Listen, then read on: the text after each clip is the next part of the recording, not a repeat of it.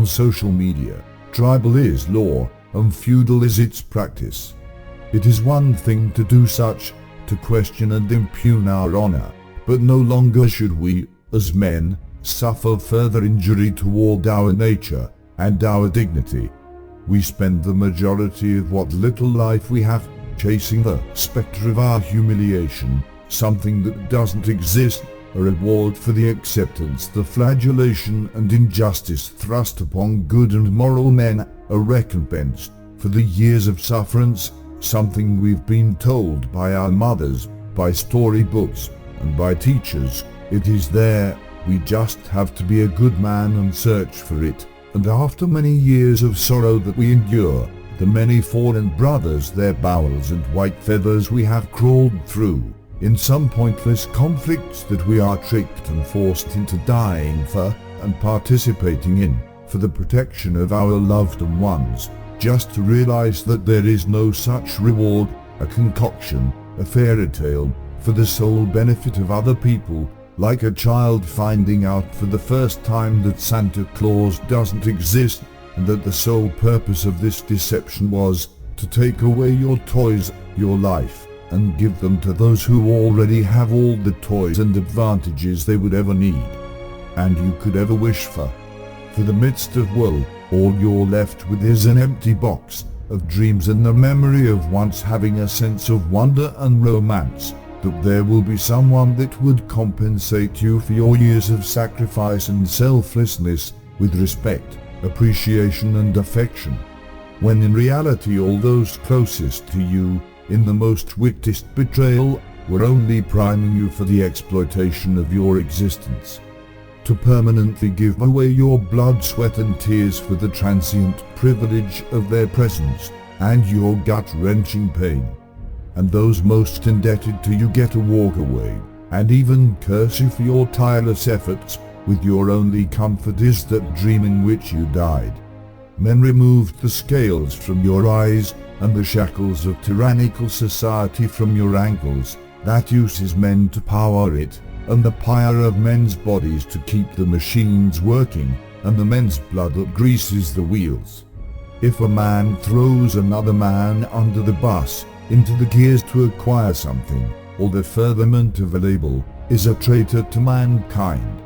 You have done the work of the enemies of humanity, facilitating the descent into the utilitarianism of the establishment, so that men can have no other value than what he can do to make other people's lives more comfortable, at the expense of his lifespan, and his right to the pursuit of happiness, till there is no longer any solution to his unending misery, but the barrel of a gun, or an edge of a cliff.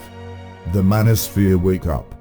Men are dying inside and outside pointlessly, and it is not the fault of Tao, it is not the fault of the men's rights movement, it is not the fault of the skeptic movement, it's not the fault of the non-liberals, so struggling against them is not only futile, it is a massive waste.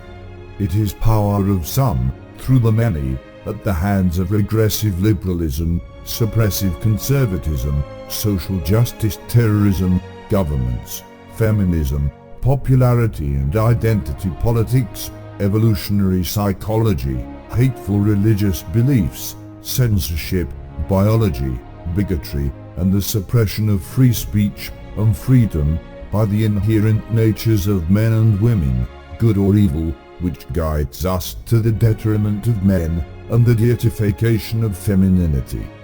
This machine has no face, no gender, no conscience, and is designed to be powered by men's suffering. Our biology tells us to see other men as the enemy. Our primitive brain tells us that we must have our enemy, or a threat, or there's something wrong. The bias towards men, fighting men, is our greatest weakness.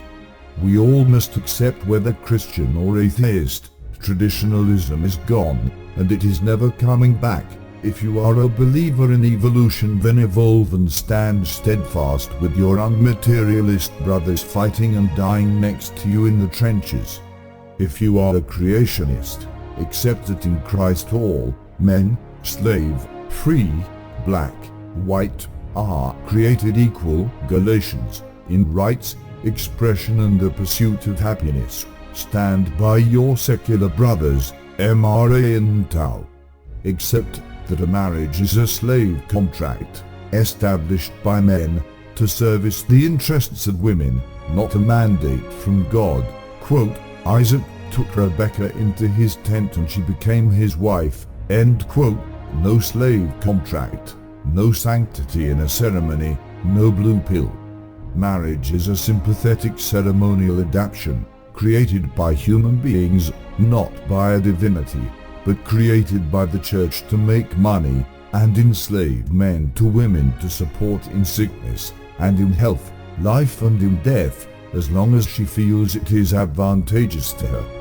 All red pill men that support men's rights are your kin, no matter what label they assume or support. If they are pursuing men's freedom, they are deserving of your respect and friendly discourse, not malicious slander. Taking up more than one cause or label that are not diametrically opposed, but can actually complement each other, is not a betrayal of ideology. All men's rights matter, and those who support men's freedom is not opposed to you. You can support more than one label. This doesn't mean you betray another.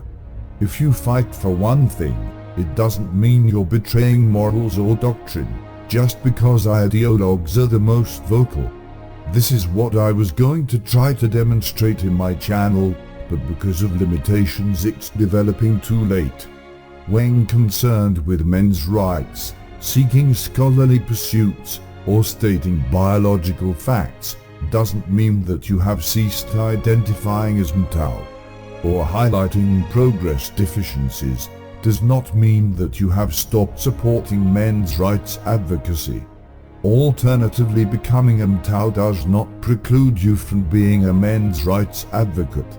In the same way, having behavioral and legal morals passed down from Christian roots does not make you religious, and it does not make you a man of peace, but a person dedicated to secular Western values, passed down from Christian heritage of peace, and wish to defend these secular Western values as they stand today, against barbaric ideology, and the fair distribution of those rights, and the integrity of jurisprudence, with equity and dignity under the law, that has made the West the envy of all other nation-states. Have the vision and the courage to peer beyond the veil of lies, to come to the realization that all power is given at the sufferance of men, and men only, in the first world and the third. That no injustice can be enacted without the complicity of men, and can be just as easily retracted by the actions or consensus of men. And it is complacency of man that has created the prison in which he lives in, to this very day. How can we continue to live in a world where women's imaginary suffering is validated, and men's is invisible? Every man, of every ilk, if you believe in freedom, if you are anon, do not advocate for the rights of one over another, as social justice, BLM, and feminists do. If you are a MRA, respect the battle weariness of your Mtao brothers. Remember, do not seek the customs of the castrated. Shame is not the tool of men, but the tool of women and the weak. Like a man, do not beg for your rights. Demand them with steadfast firmness of your countenance. If you are Mtao, take it, accept the nature and weakness of men, or the men's role in the problems we have today. All men stand together, and never apologize for being a man, behaving like a man, exercise your right, your authority as a man, forge this existence with the craft of your endowed skill and resplendent hands with dignity and the command of your will, of your character, and dictate the rules of this world, and if it exists, the one to come, with no regrets, no excuses, and no shame, for this world does turn on the sufferance of men, and men alone.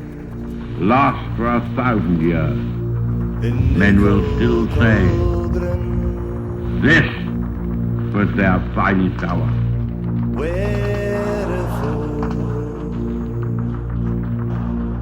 Many more have gone. Lay me down in the cold cauldron, wherefore many more have gone. When they come, I will stand my ground, stand my ground. I'll nae be afraid. Thoughts ahead, take away my fear. Sweat and blood, hide my veil at you. Inside, say a prayer for me. Close your eyes and remember me. Ne'er more shall I see the sun, for I fell to a gentleman's gun.